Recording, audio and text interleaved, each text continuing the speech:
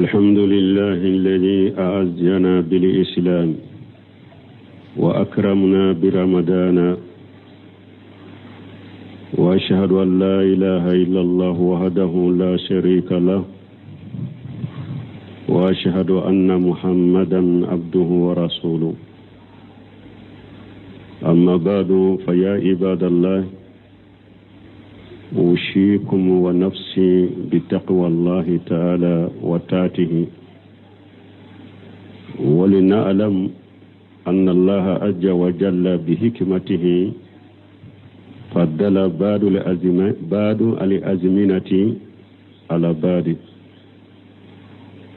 وجعل منها مواشم للتجارة الرابحة مع الله سبحانه وتعالى، كما فضل شهر رمضان على الشهور، فقد جعل أفضل لياليه، فقد جعل أسر الأواخر منه أفضل لياليه، وجعل أيامها من أكمل أيامه، وقصها بقصائش من بقية أيام والليالي شهر. ambe ala tanu masaminye ambonyani islamiyai, masaminyan kurta ni islamiyai kambonyani sungaloy ale ala de masaye na ye wakatu do fasamantia wakatu kwa aye sungalo talaba ayo ke sungalo wakatu ka fasamantie ambe sheria ko bato masite min ka bato ni ala kelempe ute ambe sheria muhammadu ala ka cilendo ala ka jondo khairul anam wa afdalu man salla wa sama wa sanna tahajjud wal qiyam sallallahu alayhi wa ala alihi wa ashabihi wa man ihtada bihadihi wa taba sunnatahu ila yawmiddin. ambe sheria muhammadu ala ka cilendo ala ka jondo dan fembe soraham so herama ya alede kanyi kateme salli baga beka akanyi kateme sumbaga beka alede sungalo su konona nafila ni sungalo joli kama sunnai alaka tanuna kishiba kana ka dunkew anaka shego ani mugo kandarana ka kanda shiraye ani mugo tugura ka sunna ko kata fodol laba no tamina ka boyala ka jon mbe washa kanke nyire kunye ani au anka shira alanye masamin kortalendo ani anka alabato anka do ala masamin kabo aye waqatu do fasamantiya waqatu doka aye waqatu doke fana teretiye ani jagoye kafara alaka masami seni alendo akorota lendo komi ala ye sungalo fasamanti akalo to ka chogomi ala ye sungalo tallabayin fana su fana ke sungalo su nunumbe fasamanti ka sungalo tallaba tilewun ke sungalo tilewun katile timmele nu katile dafale wunye aye sungalo tallaba kerekereya ni kerekereya fewunye ka bo sungalo tile towla ana ka su towla balma be sungalo kerekereya fewna sungalo tallaba kerekereya fewna ijtihadu rasulullah sallallahu alaihi wasallam fi asr al awaqir ciren tomba yere jiya tallaban kono abe bato ke sungalo tamfolola ana tamfulana ni tallaba donna ciden tumbe do faraka batoka dobe faraka qur'ana kalanka dobe faraka jikiruka dobe faraka sallika dobe faraka fonnan shiraka tallabanna وأن عائشة رضي الله عنها قالت كان رسول الله صلى الله عليه وسلم يجتهد في رمضان ما لا يجتهد في غيره وفي أسر الأواخر منه ما لا يجتهد في غيره رواه مسلم أم بايشتكو ko ciiden tun be yere jija ke sungalo la yere jija mi atunto ke kalo tola ko sungalo tallaba in fana atumbe yere jija doke o fana la atunto ke sungalo tola donc ni nyaayira na ko sungalo tumbe e ciiden tumbe sungalo tallaba atumbe bato jidi wa ni Aisha radhiyallahu anha qalati كان رسول الله صلى الله عليه وسلم إذا دخل العشر سد المجار وجدا وهي ليله وأيقظ أهله رواه مسلم أم بايشتكو أكو تشيدن تنكرا نتلبان دونا سنغلو تلبان كوني دامننا دونا تشيدن باكتا فسيري كسوبي don kama ko lanyine munya ba mabwa ka musola aba ta fishiri aba yere jija abe sungalo tallaba su bede nyana maya aba kademba ya fana kunu ufana ka sungalo tallaba nyana maya kasalli nunya kare ya fenye kudi sungalo tallaba na ko ciren tumbe yere jija min kala atonto ke kalo tola wani ibn Abbas رضي الله عنهما قال كان رسول الله صلى الله عليه وسلم أجود الناس وكان أجود ما يكون في رمضان حين يلقاه جبريل وكان جبريل يلقاه في كل ليلة من رمضان فيدرسه القرآن فلرسول الله صلى الله عليه وسلم حين يلقاه جبريل أجود بالخير من ريح المرسلات Ibn Abbas alaka je kabu fula be manafa ako ciri ne tunye fonnan shirye kateme jiya mo beka ko ciri ka fonnan shirya tumbe bonya ka walagata sungalo de kono ko ciri ko jibrila tumbe ciri kumbe nyonya sungalo so na be akala qur'ana ko cide tumami jibril ma ciden kumbe nyogonya ko ciden tunye fonnan shirya ka fonnan shirya be cari kacci komi fonyo cile fonyo in ka teli chogomi de ciden ka fonnan shirya tun ka teli kata hadama de makate moka wala wayira tallaba dobe farabato bede ka kono hari tamfolo na munu nye fonnan shirya munun ke tallaba akana wasado tamfolo ni tanchamanche ka funan shira tala de akana wasado la de tallaba ye dowre de ke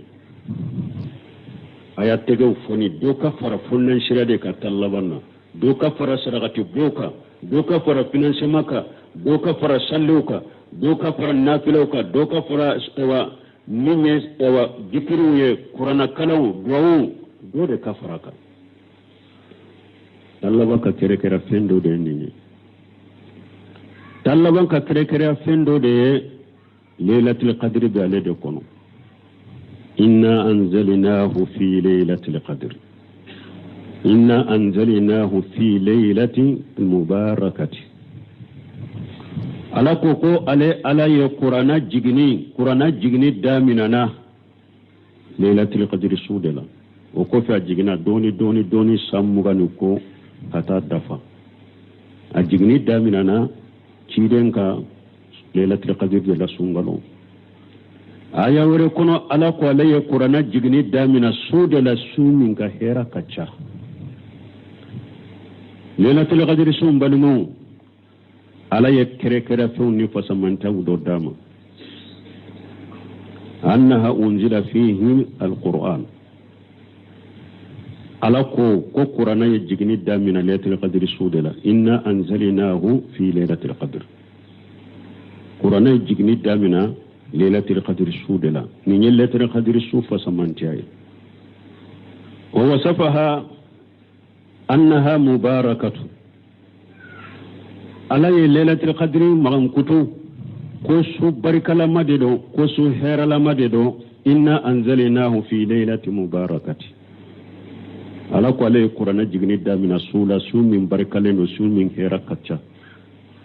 lailatul qadri su ala ya man kutu ni barkani herai wasafaha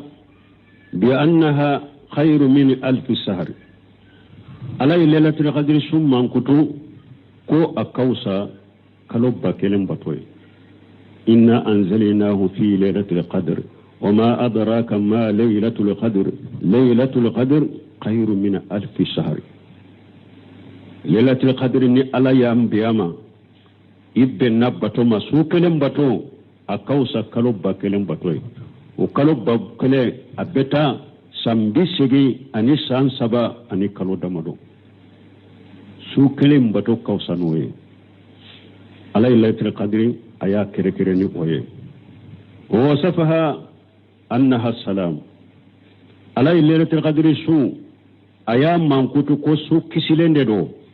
ube su min do malikaw be fole birala ka jonyuma ka konode salamu hiya hatta matalali fajr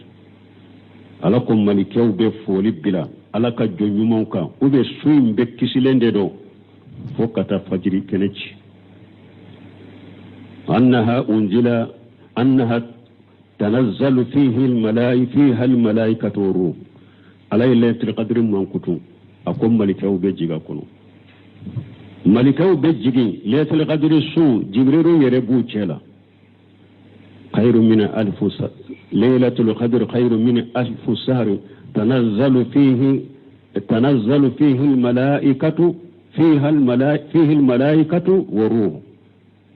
تنزل فيه الملائكة وروح ليلة القدر سوء جبريل بيجيغالا تنزل فيها الملائكة وروح ملكاو بيجيغالا أني جبريل دونك ليلة القدر ككما لنيني من يدرو ألا يا منكتو كم ملكاو بيجيغي ألا جبريل يربو كنو ألا يا منكتو فيها يفرق كل أمر حكيم ألا قول ليلة القدر لا تجي كوكو لب نمبي ألا بلو سانكورو كاركا كو وبيبتلا كدي ملك يوم ليلة القدر سو لا تجي سو مانا كنا كاتا نينان كليلة القدر نابنا سو منا كاتا ولا فسان ورك ليلة القدر سانكورو كارا لا تجي بي ألا بابك takadi malikawma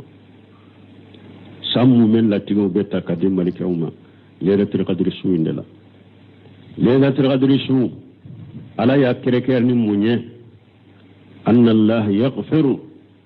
liman qamaha imana wa ihtisaba yaghfiru lahu jambahu lailatul qadri su ala ya bonyani karama do kwaye ko ni mugo mi nya jonni limana yayi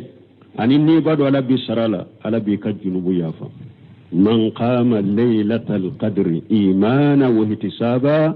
kufira lahu ma taqaddama min jambihi ala ko ni mugo minye laylatul qadri ni ya jo ala ye ni liman yay ani ni bado ko ala bi sarala junubu min temena ibolo ala ba yafa ye wala laylatul qadri kere ni ofanaye balma nunu ye kowye lailatul qadr su kerekerani uye ni ala yo fo qur'ana kono balma harisa sabatara mbay setu bolo ako chidema akon kibariya yala ninne yesu mindo konni suinde lailatul qadr suye nkan kam mufo chidon kama quli allahumma innaka afu tuhibbul afwa fa'fu anni akwai gafo ntigi ala ala eye ya fa masade ebe ya fa fe ika ya fa ma donc tiden ko lettre qadri su nyinini nin do ka chaya parce que amba ushetun amba aishatu ya tiden nyininka nki bariya ninne ya do su min ni lettre qadri ya su min nyin kanka juman fo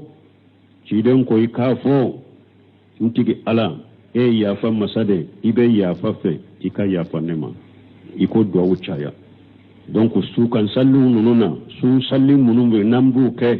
isujudu to nin do wucca ya kosobe allahumma innaka afu tuhibbul afwa fa'fu anni ala ede ya famma sebe ya fafe ika ya famma nema awan balmo ne ta kadu su min fulan ni abe tallaban de kono a don kere len donente me don ke ba hadisa ko so amba jigi su munun kono su munun yo wotiriye amba jigi wulude kono kosobe sino be tallaban be de kono qala sallallahu alaihi wasallam taharraw laylatal qadri fi asr al awakhir min ramadan ciden ko yellete qadri jatem min aka nyini sungalo tallabanna aqulatul qadri aya nyini sungalo tallabanna wa qala sallallahu alaihi wasallam taharraw laylatal qadri fil watr min asr al awakhir hadisa warala ciden ko ayelatul qadri nyini tallaban ka sumunun ya watiruye ayelatul qadri nyini ulu kono mugani kelena mugani sabana mugani duruna mugani wolon fulanna mugani konontonna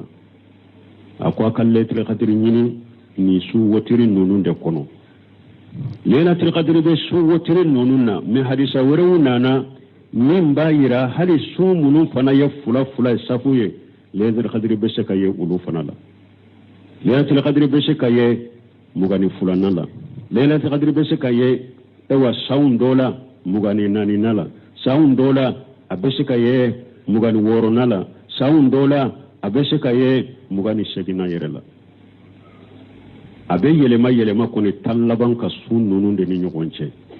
namba jigi sun munun kone ka sun munun kono ka chaya waye wotiri nununye ciden ka ako anka nyini ulula barakallahu li wa lakum fil qur'anil hakim ونفعني وإياكم بما فيه من الذكر الحكيم أقول قولي هذا واستغفر الله لي ولكم ولسائر المسلمين من كل جنب واستغفروه إنه هو الغفور الرحيم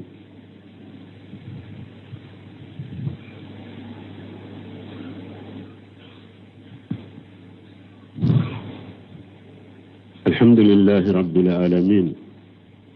والصلاة والسلام على نبينا محمد وعلى آله وأصحابه وسلم تسليما كثيرا أعوذ بالله من الشيطان الرجيم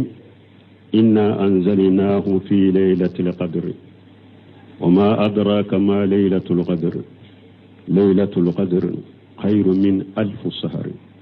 تنزل الملائكة والروح فيها بإذن ربهم من كل أمر سلام هي حتى مطلع الفجر alako akol lailatul qadri su inna anzalna fi lailatul qadri ko ala yakurana jigni damina lailatul qadri sula akom mila dunya lailatul qadri su dumando ako su do su minna kausa kalo bakelem batoy malikaw be jiga kono ani jibrilu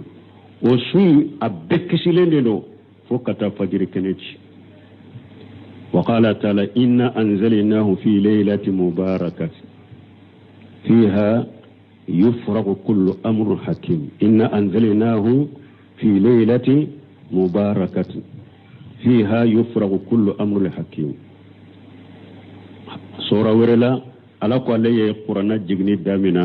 ليلة القدر سودكم أقول ليلة القدر سو كوكو يقول لبنيه abebe tilaka di malikawma wa suyindela balmanni su yinene an kance siride mogo chamanye salon sungalo tallabanke yinan sungalo yu soro dugu jukoro nunu tunya do ka fon yinan sungalo tallabatu soro dugu koloka tallaba min temena a utumbu kayre jijani soke bekede wala tallaba min fulani nye fana amunu nyaye ambe ala deli ala ka banyana sangureta ala ka yiranna min balimo yimbe sangureta ye anna ala de bodo de yala nkas tallaba de fulani nye min badu yala mo shitado yala ninde ne fana ka tallaba ye wa ube mbe san wore tayewa mogo si to do o dankanati mogo si bolo wala an kelen kele an kan cesiri kan ninke komi an ka sungalo tallaba ka ke komi ante tallaban woreye nanyo bila hakili la doro an be se kan cesiri ka do faran ka bara nyuma ka do fara sarati boka ka do fara nyuma yaka an ka jate minan la alla nimbe na ke ne ka tallaban de jiya kono iki cesira kono ika do fara batoni bara nyuma ka balmo lertan qadri min fulani nye anyene ne sungalo tallaba fenwore jumambala ali itikaf anni ibn umar radiyallahu anhuma kari samna abdullah ibn umar ma alaka jekabu fula bima qala kana rasulullah sallallahu alaihi wasallam ya'takifu ali asr al awakhir min ramadan muntafaq alayhi abdullah ibn umar ko ciren tumbe itikafu ke kayelema misiri kono sungalo tallaba ciren tumbe itikafu ke وأن عائشة رضي الله عنها قالت أن النبي صلى الله عليه وسلم كان يعتكف في أسر الأواخر من رمضان حتى توافاه الله ثم اعتكف أزواجهم من بعده متفق عليه أم عائشة فنكو كوتشيرن تمبي itikafu ke sungalo tallaba كوتشيرن تمبي itikafu ke fokata fatu ko o kofe aka furumuso ye itikafu ke akufe donc ni ya yirana itikafu kayelema misiru kono bato kama sungalo tallabana ciiden ka sunna de do awa har muso fana bake nanya do musiri mi fitina tala muso do walli cewte lankolonya muso ani walli cewte lankolonya anu te nyagambe amma sira fitina ye ani walli cew mi nyogonce muso be se ka itikafu ke na ka sura ce jenanari itikafu ye sunna de ika ce labatole wajibi de muso kana do itikafu la foyi ce ka jenanari ana kana soro ni ce ka hake do be ciya ikofe ni wotala muso be suka itikafu ke no saratu dafara wa nabi hurairah radiyallahu anhu qala kana rasulullah sallallahu alaihi wasallam يعتكف في كل رمضان 10 أيام فلما كان العام الذي قبض فيه اعتكف 20 يوما رواه البخاري أبو هريرة ko sungalo ko ciren tumbe tile tande ke itikafula tallaba sungalo ciren tumbe tile tande ke itikafula ako fo afatura samina ayet tile muga de ke itikafula wala parce que ciren ya tamashe mununye na yere somina ko akalla jali surunyana ayet do farabatoka tamashe munu yirana na ya do ko akalla jali surunyana asfatura samina ayet tile muga de ke itikafula wala itikafu dombago beddo de pikunu ni mugani sungalo muga ndo na tile na ibeta misiri kono tile ka biki soro misiri kono itikafu bedda mina odela ni sungalo yera kalo sabatira doro itikafu banna ni ibe bo katika sokono ni beto misiri la kata sanni kelela ni sanni keneke inatika sokono sarafu tumbo ke kibo fanake sino ni kalo kono yera sabatira doro itikafu banna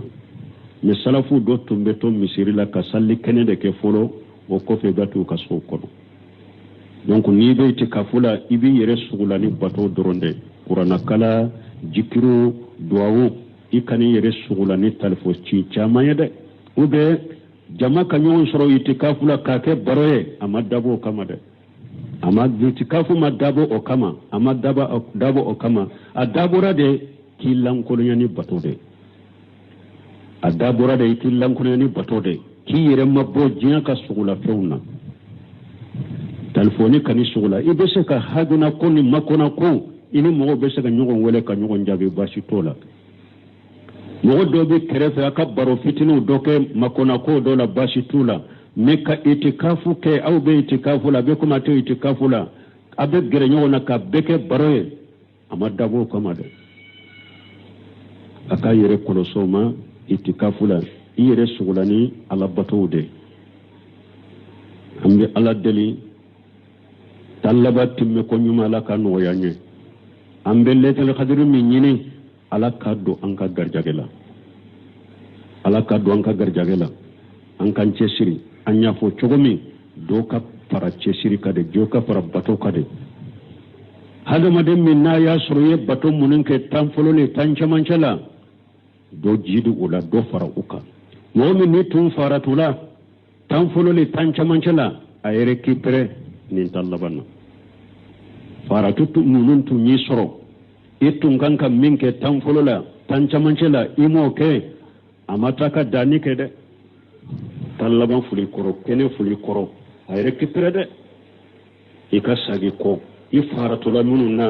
ikure kipre iku ke tallaban kono etu me munun ke do faruka ربنا آتنا في الدنيا حسنة وفي الآخرة حسنة وقنا عذاب النار ربنا لا تزغ قلوبنا بعد إذ هديتنا وهب لنا من لدنك رحمة إنك أنت الوهاب اللهم اجعل الإسلام والمسلمين وأجل الشرك والمشركين ودمر أعداءك أعداء الدين برحمتك يا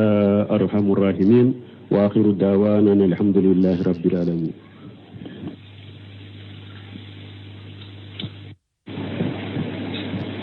الحمد لله الذي أعزنا بالإسلام وأكرمنا برمضان وأشهد أن لا إله إلا الله وحده لا شريك له وأشهد أن محمدا عبده ورسوله أما بعد فيا عباد الله أوصيكم ونفسي بتقوى الله تعالى